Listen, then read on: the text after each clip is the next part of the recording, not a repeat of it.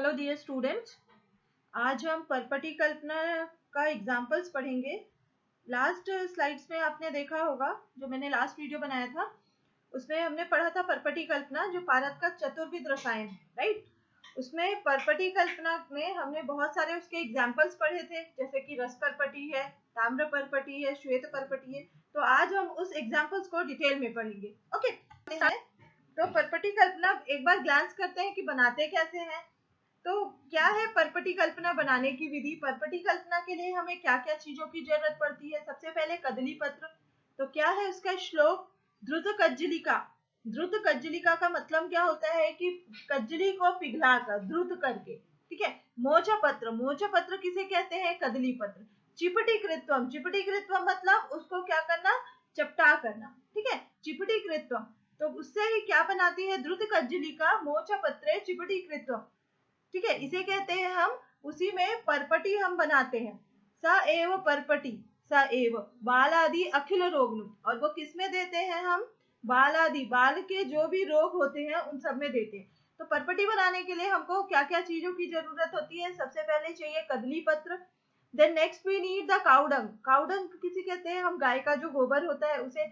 तो सबसे पहले हम क्या करेंगे, गाय के गोबर को एक कदली के पत्र के ऊपर रखेंगे। एक uniform we will prepare a platform. Okay, to prepare a property first we will prepare a uniform platform. तो उसके लिए क्या करेंगे, हम पहले गाय के गोबर को रखेंगे, उसके ऊपर एक कदली का पत्र रखेंगे। उसके बाद क्या करेंगे, कदली पत्र रखने के बाद हम द्रुत कज्जली का करेंगे। कज्जली जो है उसे हम क्या करेंगे, मेल्ट करेंगे।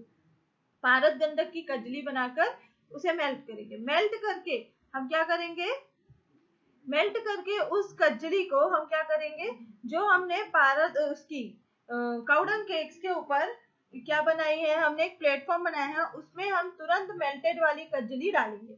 और डालने के बाद उसको क्या करेंगे, एक दूसरा कदली पत्र लेकर उसको अच्छे से चिपटी कृतम, चिपटी कृतम का मतलब होता है प्रेसिंग करना, प्रेस करेंगे। और जैसे ही देखेंगे तो हमारे पास क्या मिलेगा, फाइनल प्रोडक्ट हमारे पास परपटी मिलेगी। परपटी निर्माण की विधि कैसे करते हैं, तो सबसे पहले हम बात करते हैं रस परपटी की। तो रस परपटी हम ऑलरेडी एक्सप्लेन मैंने आपको किया है। रस परपटी कैसे बनाते हैं, इसमें मेनली क्या दो इंग्रेडिएंट लेते हैं, घटक द्रव्य, इसमें पारद और गंधक रहता है। ओके, फिर इसमें बनाने की विधि के लिए जो भी परपटी निर्माण विधि है उसी विधि से बनाते हैं।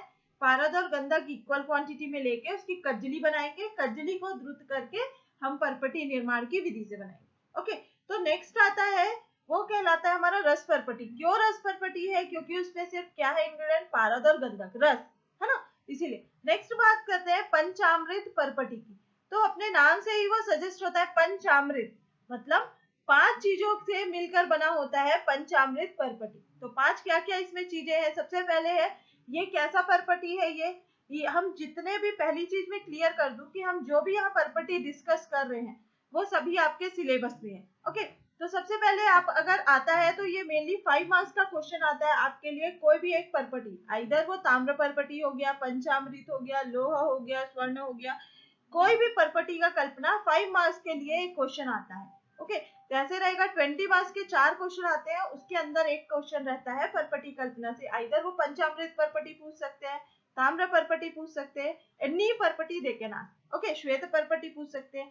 तो सबसे पहले हम डिस्कस करेंगे, हमने देखा है ऑलरेडी, परपटी में 2 तरह की होती है, सगंध परपटी और निर्गंध।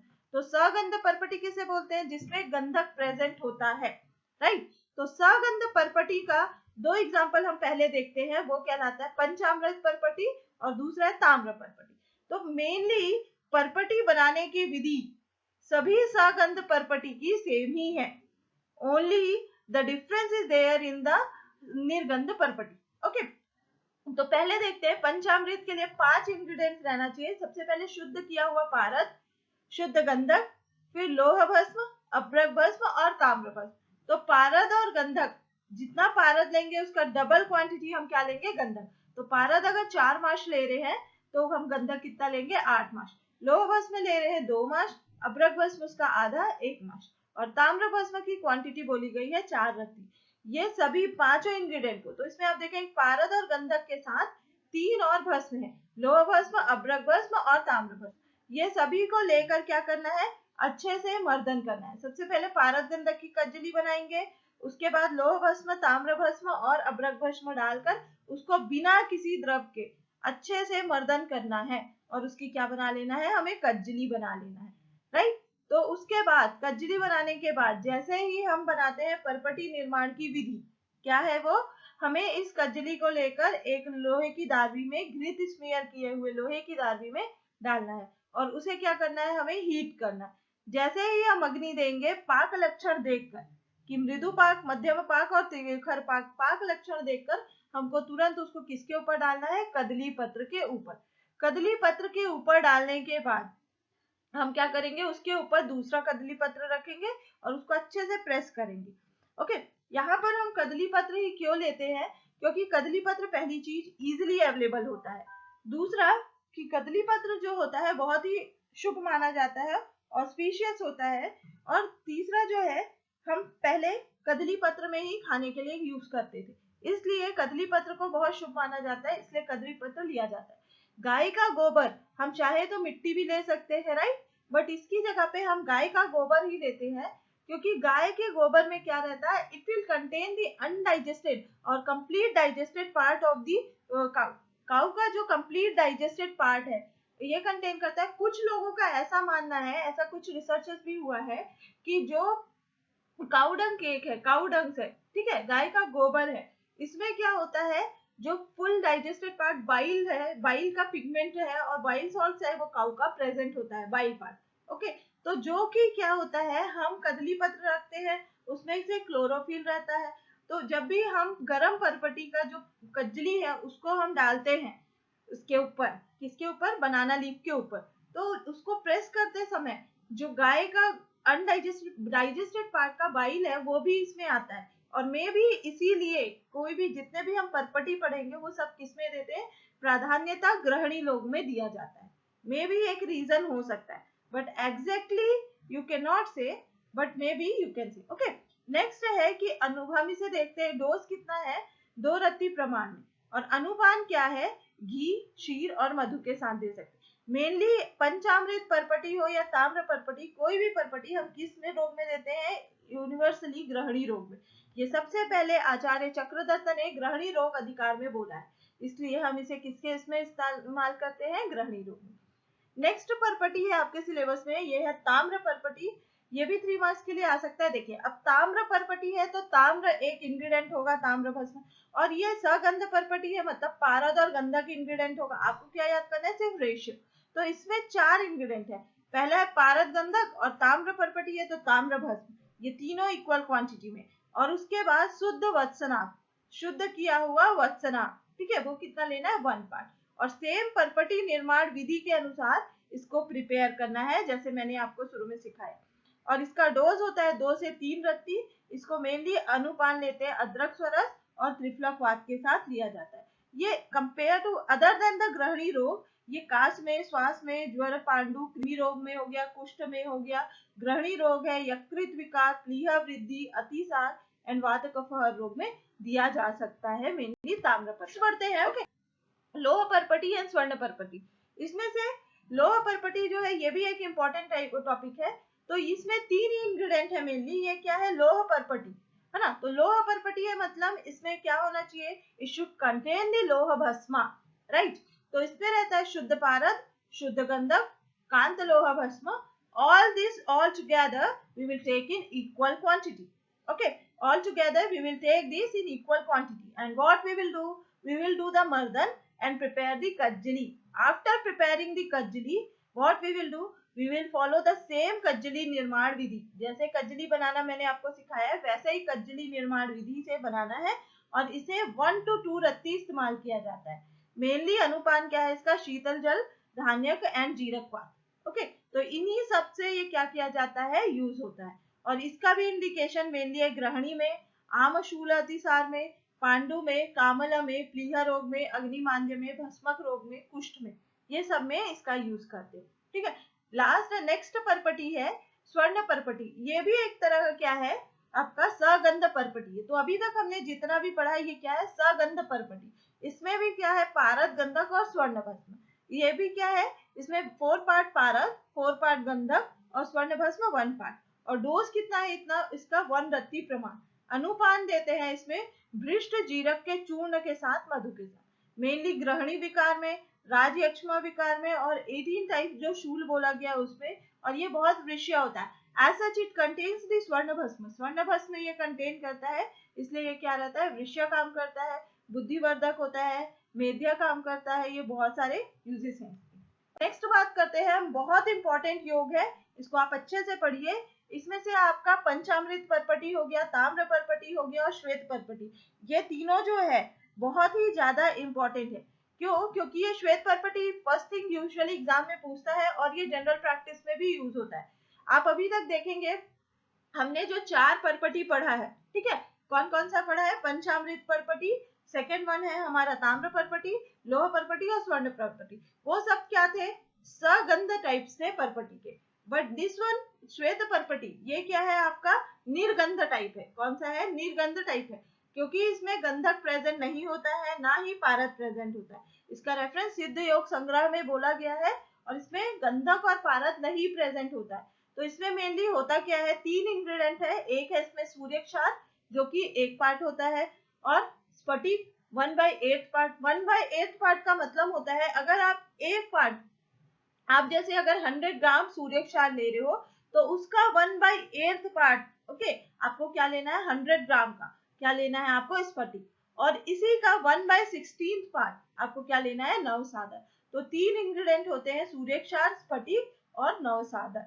अब इसको बनाते कैसे हैं, मेनली ये परपटी जो है हम कैसे बनाते हैं हम नेक्स्ट स्लाइड में देखेंगे। इसका डोज है जो 5 to 10 रखती है, अनुपान शीतल जल के साथ, नारिकेल जल के साथ। ये परपटी सबसे इंपॉर्टेंट इसलिए है क्योंकि ये मूत्रकृच्छ रोगों में दिया जाता है, और ये मूत्रला होता है, श्वेत जनन होता है, वातानुलोमक, अश्मरी में इसका बेस्ट प्रैक्टिस है, अश्मरी रोग में दे सकते हैं, मूत्रकृच्छ में, मूत्रघात रोग में, कोई भी मूत्र विकार है उन सभी में इस परपटी का इस्तेमाल किया जाता है, इसमें बहुत अच्छा यूज है। तो सबसे पहले हम देखेंगे सूर्य क्षार ये कंटेन करता है, जिसको हम बोलते हैं कलमी सोर। तो सूर्य क्षार 1 पार्ट कंटेन कर रहा है। उसके बाद है हमारा कांक्षी, कांक्षी किसे बोलते हैं, स्फटिक को, और लास्ट है हमारा नवसाधन। ओके, तो ये 3 इंग्रेडिएंट मेनली ये कंटेन करता है, और उसके बाद इस सबको लेना है और लेकर क्या करना है, हमको इसको फाइन पाउडर बनाना है। ओके, फाइन पाउडर बनाने के बाद इसको क्या करना है, हम डायरेक्टली या तो लोहा दर्वी में या कोई भी एक ऐसा लोहे की कढ़ाई में, ये ज्यादा क्वांटिटी में बना रहे इसलिए लोहे की कढ़ाई में ले रहे हैं, ठीक है, या किसी भी कढ़ाई में लेकर हमें क्या करना है, इसे हल्के से, इसमें घृत की जरूरत नहीं है, डायरेक्टली आप क्या करोगे, इसको भर्जन करना चालू करोगे। जैसे ही हम देखेंगे ये कि ये अपना परपटी का जो पाक लक्षण है ना, वैसा दिखाई देगा कि ये कैसा हो गया, पंकत्व आकार का आ गया, पंकत्व हो गया है, वैसे ही इसे क्या करेंगे, निकालेंगे उसमें से, और लोहे के या किसी भी एक पर्टिकुलर स्लैब में, डायरेक्ट जमीन पे या पर्टिकुलर किसी स्लैब में कहीं भी रख देंगे, और रख के ऊपर से इसको क्या करेंगे, प्रेस कर देंगे। अगर प्रेस नहीं भी करेंगे तो इसको अच्छे से फैला देते, तो ये परपटी हमको तुरंत मिल जाती है, श्वेत परपटी जिसे कहते हैं। ओके, इसमें घृत का इस्तेमाल नहीं करना है आपको, क्योंकि इसमें पारद के साथ गंधक नहीं है और ना ही पारद है। तो sulfur, why we will use in sagandha parpati, because sulfur it will catch fire very easily, even in a very minimal temperature. If we will heat sulfur for a more time it will catch fire, but in these condition it will not catch fire. So what we will do here, we are using the कांक्षी, कांक्षी है एक ingredient. तो कांक्षी के self शोधन में क्या बोला गया है कि इसको शोधन कैसे करना है, निर्जलीकरण करना है। मतलब कांक्षी में क्या होता है, जल की मात्रा ज्यादा होती है, तो इस जल की मात्रा जो ज्यादा होती है उसके साथ ही जो ये हमारा है कलमी सोर और नवसाधन, इसमें भी जल की मात्रा होती है, ये सब एक सॉल्ट है। तो ये सब मिल के उसके साथ क्या हो जाएगा, एक एमलगम फॉर्म करेगा, और जो कि क्या होगा, इसको हम फ्लेक्स के फॉर्म में बना सकते हैं, पापड़ के आकार का, इसलिए इसे परपटी कहते हैं। हम एक टॉपिक देखेंगे जो रह गया था कि ताज्य परपटी क्या है।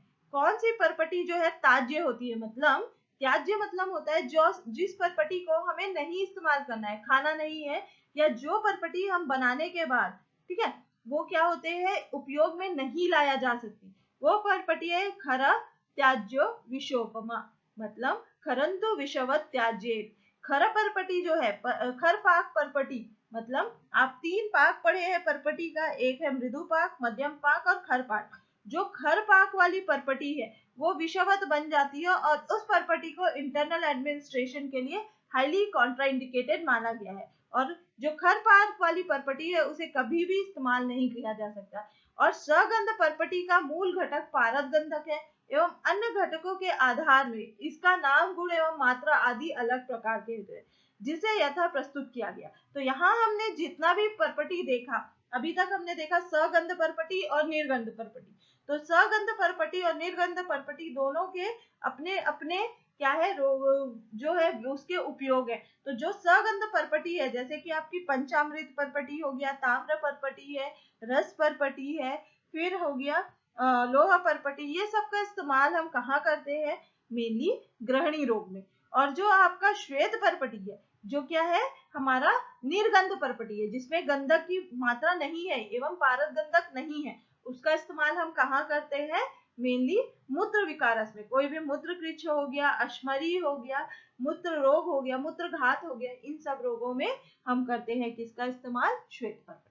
Okay, I hope now the property Kalpana it is very clear. तो अभी तक हमने पढ़ा पारद के चतुर्विध रसायन आज कंप्लीट होते हैं, जिसमें से हमने क्या क्या पढ़ लिया, प्रॉपर्टी, पोटली रसायन और कुपी पको रसायन। तो होप ये सब क्लियर है। If any doubt you directly ask me. Thank you.